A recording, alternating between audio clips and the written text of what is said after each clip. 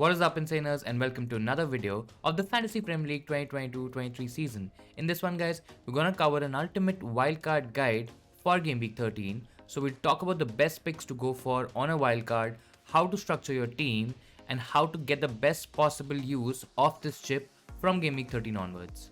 So if you like today's video, guys, make sure that you hit the like button. You can also subscribe to the Insanely Football YouTube channel for more FPL content. And with that, let's get into today's video. Now, I think before we get into the drafts of the Wildcard 13 guide, guys, I think it's very important to understand how to set up your team, how to structure your team for Game Week 13. I think the first and the most important point is that we do not have to look at the wildcard, at this wildcard chip, in a very long term. What I mean to say is that we only have to target Game Week 13 to 16, because after Game Week 16 there will be the World Cup break. In Game Week 17 we will be getting unlimited transfers, so that also kind of acts like a wild card. So we only have to target 4 fixtures, 13, 14, 15 and 16. And I think the approach to target the wild card here is slightly different, because we can attack the fixtures, the next 4 fixtures, and get the best possible use of this chip. Now, how do we do that, guys? I think it's very important to kind of move on to certain teams which are premium teams, which also have great fixtures, and these teams are Arsenal, Man City, Liverpool and even Manchester United, guys. All these 4 premium teams have great fixtures, they have great attacking players. You can also bank on these teams for clean sheets. I think the core of your team should be around these 4 teams. Now, another great pointer to keep in mind, guys, is that I think it's more valuable right now to invest more money in midfielders and forwards as compared to the defenders, guys. I don't think so there's enough merit in going for high premium defenders. Of course, we do not also have a lot of options available. Yes, we can go still for the likes of Trent, Cancelo and even a Trippier, but I think that should be the core of your team, and we should probably not spend more money in defense. Certainly, guys, big at the back probably won't be the right call, especially when we're looking at such attacking options from these premium teams. Now, as I said earlier, guys, this wildcard is only for 4 weeks, so we can also look at a few differential punts and try to get ahead of the curve, try to get ahead of people who are making regular transfers and are trying to get in players from these teams who you already will have on the wildcard. Now let's move on to the first draft, the first wildcard draft for Game Week 13, guys. Now in this one, guys, we've gone for Cancelo, Trippier and Gabriel, so we've not gone for Trent here. This is a Trentless draft, guys. I mean, if something like that exists, I think this is a draft without Trent. So we've gone for 2 cheaper defenders. The idea is to play a 3 at the back for most game weeks. And Cancelo, Gabriel and Trippier, all 3 are certain starters in their teams, guys. Unless, of course, there's an injury, I think all 3 will start. Then we also have cover in Emerson and Williams. Of course, we can still debate here for hours and hours and talk about whether they're going to be playing, whether they're going to be starting each week. But I think that's enough cover, especially when we're going, or at least trying to go very cheap in defense. We've also gone for Raya, we've not gone for Kepa here. That could also be an option. But I feel Brentford have decent pictures, guys, and I think they should be okay. I don't think so, unless if you're going for an Alisson, for example. I don't think so there's a huge difference in the clean sheet potential for keepers, guys. You can, of course, also go for Pope. If you want to spend a little bit more money, you can go for Pope. So I like the Trippier move just because of the fact that he also can give us attacking returns. So I think Raya is okay, but yes, there are certain options, certain different options available as well.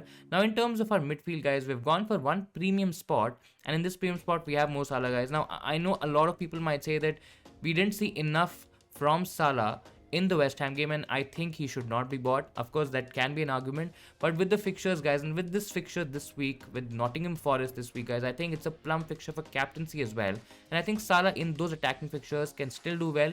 Yes, if he plays wide, if he still kind of moves away from goal, is not getting into great goal scoring opportunities, the returns might be absolutely limited, guys. But because of the lack of options available right now, and I think Foden, especially from Man City, if you talk about Man City, I think Foden is still a better option than Kevin De Bruyne. And because of that fact as well, guys, I think Salah is a great option. We're also getting coverage from the Liverpool attack, considering that Diaz and Jota are injured. I think Salah should be involved. But yeah, we'll see him for a couple of weeks. If he doesn't perform, then there's an option to go towards the Son as well. You can shift back or circle back to a KDB as well. So we're keeping that spot open, we're keeping that option open to go for a premium option in that category. Now, other than that, guys, we have Martinelli. I think he's a set and forget in your wildcard team as well. In case if you've not had him as a regular transfer, I think he should be prioritized for sure. We also have Phil Foden, who I think is great value in that Man City team, guys. He's a lot better than KDB. He's scoring a lot of goals. He's a lot cheaper as well. So he's getting a good amount of value in that price point. Now we've gone for Zaha, and I think he might not be a very popular option considering that a lot of people would possibly go for Saka. Now we've not gone for a Saka here because of course we can't, because we have Gabriel Jesus in our team. But I think Zaha with those fixtures, I think he could be a decent option. I still believe that his ownership is possibly going to get a little lower considering that people are going to focus on players like a Foden or even a Saka, for example, guys. I think Zaha with those fixtures, especially the standout player in Crystal Palace in their attack, I think he could do really, really well. Then we have the fifth option as Andres Pereira, guys. I think he's still a great fifth option. He can always come from the bench and give us points. Fixtures are okay for Fulham, and I think he provides us decent cover. Then in terms of our attack, guys, we've gone for Mitrovic, Haaland and Jesus. Now there are a lot of options to kind of go for here. If you want to go cheap, you can go Dominic Solanke. If you are looking at a different option, I think Ivan Toney is also a great option. The fixtures are okay for Ivan Toney, and I think Mitrovic as well. I mean, it's not really a lot to choose from, but I think both of them are decent options. Depending on how much money you have in the bank, guys, you can take your call. Now with this draft, guys, we have 0.4 million in the bank, so there is some room to kind of maneuver and shift and chop and change. And let's see the next draft that we have here.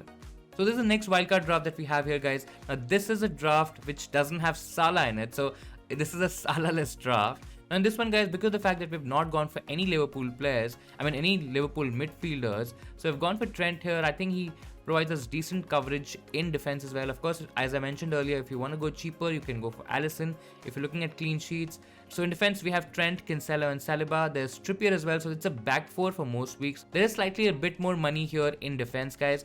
Then in midfield, we've gone for Zaha, we've gone for Saka and Martinelli as a double up. And then we have Foden and Pereira. So this is a Salah-less draft. It doesn't have Salah. It also doesn't give us the flexibility to go towards a premium option in case if you want to go there, guys. In case if we want to do that, I think we'll have to chop and change, maybe make a couple of moves, maybe even take a hit, which is not ideal, especially when we have wildcarding this week. So I think it's a good draft. It's a decent draft. If you're very confident that Salah's probably not going to do well and you're okay not having him, then I think this is the one for you guys. It also has Ivan Toney, Haaland and Darwin Núñez. So instead of Salah, guys, we've taken a bit of a punt here. We've gone for Darwin Núñez. The only issue with Darwin Núñez is his minutes, guys. I don't see him as a 90-minute man just yet. I mean, yes, he could still start games considering that games are coming thick and fast, considering that Firmino might need some rest. We've also seen that Firmino and Darwin Núñez can still play together as well. So that option is also there. But I think Darwin Núñez, if you're okay with a bit of a risk, with a bit of a punt, and you want to attack the Liverpool team and you are not convinced with Salah, if you meet all these conditions, guys, I think Darwin Núñez is still a good option to go for. I still believe he's a better option than Firmino, but it's not really too much to choose from. It just looks like he's a lot more explosive and he can give you those attacking hauls on a regular basis. But then again, I might be proven wrong in a couple of weeks. I still feel that Darwin Núñez is a slightly attacking player to go for when it comes to choosing from him and Firmino. So in this draft, guys, we have 0.6 million in the bank. If you want, you can downgrade a Trent to an Alisson. You'll have enough money, and then with that money, maybe you can upgrade a Zaha to a different option. Maybe you can take a punt on a different option. But I feel this team is pretty good if you are convinced without going with Salah.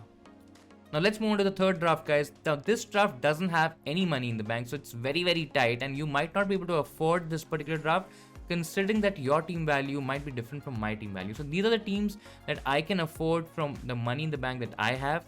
Of course, it can be different for different players. So in this one, guys, this is a Salah plus a Trent draft. So we've gone for both players here combined. In defense, we have Trent, Cancelo, and instead of Gabriel, because of the lack of money that we have here, we've gone for White. I still feel that he will be nailed in the Arsenal defense, guys. If you are looking at a defender, if you're looking at Arsenal defender and you're targeting clean sheets, I think Ben White is a great option to have. He's not a lot of money as well, so you're not really investing a lot of money. And I think you again getting a defender from a premium team. So I think it's a great option still if you are kind of losing out money or if you don't have enough money to go for a Gabriel or a Saliba. I think White is a good option.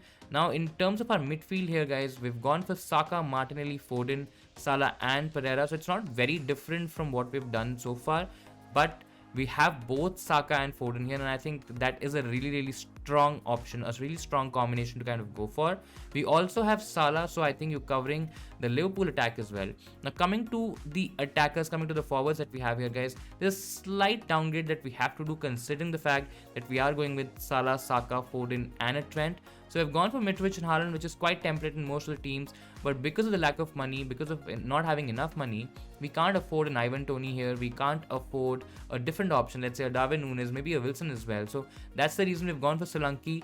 I think we can play him in the easier fixtures, but for most weeks, guys, I think this works really well as a 4-4-2 with Solanke and Pereira on the bench. Do let me know what you think about this draft. I really like this one. If you can afford this, if you have enough money to afford this draft, I think it's a really attacking draft to go for. But I am kind of moving towards an Arsenal defender and also having Gabriel Jesus in my team, so that way I might not have a Saka, and I really want to target that Liverpool attack with one of Salah and Núñez as well. I'm kind of moving towards Salah at the moment, also because of the fact that a lot of people would probably captain him or also own him. So it's a bit of a safe move, but do let me know what you think about these teams. Are you on a wildcard in Game Week 13? Which teams and which players are you going for? Do let me know in the comments below. So that'll be all from my side for this video, guys. I hope you found this wildcard guide, the Game Week 13 wildcard guide, useful. If you did, guys, do smash that like button. Please make sure that you also subscribe to the Insanely Football YouTube channel for more FPL content. Thank you so much for watching, and I'll see you Insaners next time.